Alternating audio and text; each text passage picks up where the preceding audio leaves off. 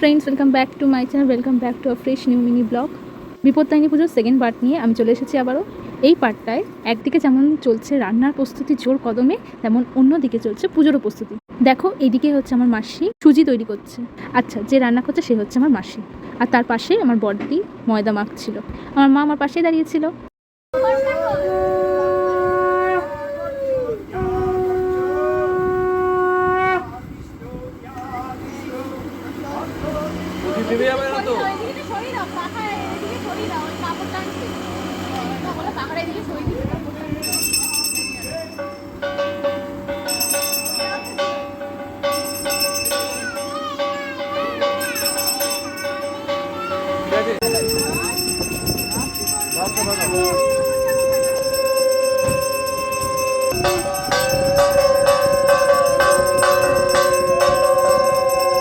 মাসি আবারও লুচি করবে বলে কড়াইতে তেল দিচ্ছিল।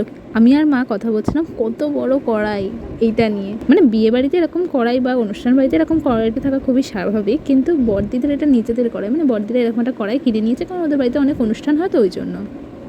তারপরে মাসি ঘুগনিও বসিয়ে দিয়েছিল। দেখো ঘুগনিটাও কি সুন্দর করে করছে, ঘুগনিটা না খুব সুন্দর হয়েছিল খেতে। আর আমি তো ভিডিও তুলতেই ব্যস্ত, আর আমার মাও মাসির হাতে হাতে অনেক সাহায্য করে দিচ্ছিল। এটা তো গেল সকালবেলা। সন্ধ্যেবেলা আরও অনেক অনেক লুচি হয়েছিল, তাই মা আর মাসি যখন পাচ্ছিল না, তাই মেসোও এসেছিলো সাহায্য করে দিতে। দেখো আমার মেসো বসে বসে গোছ কাটছে লুচি করার জন্য। আর এখানে জানো তো কী হয়েছিল, একবার আমি ভিডিওটা অনই করিনি, কিন্তু ভিডিও করে ফেলেছি। আর তারপরে আমি আমার দিদির মেয়ে আর দিদির মেয়ের একটা ফ্রেন্ড, সেও এসেছিলো। সবাই মিলে আমরা একটা রিলস বানিয়েছি। যদিও আমরা পরের দিন আমি আর আমার দিদির মেয়ে আর একটাও রিলস বানিয়েছি, কিন্তু সেই দিনকারও আমরা একটা রিলস বানিয়েছি। এইসব করেই এই দিনটা কেটে গেল।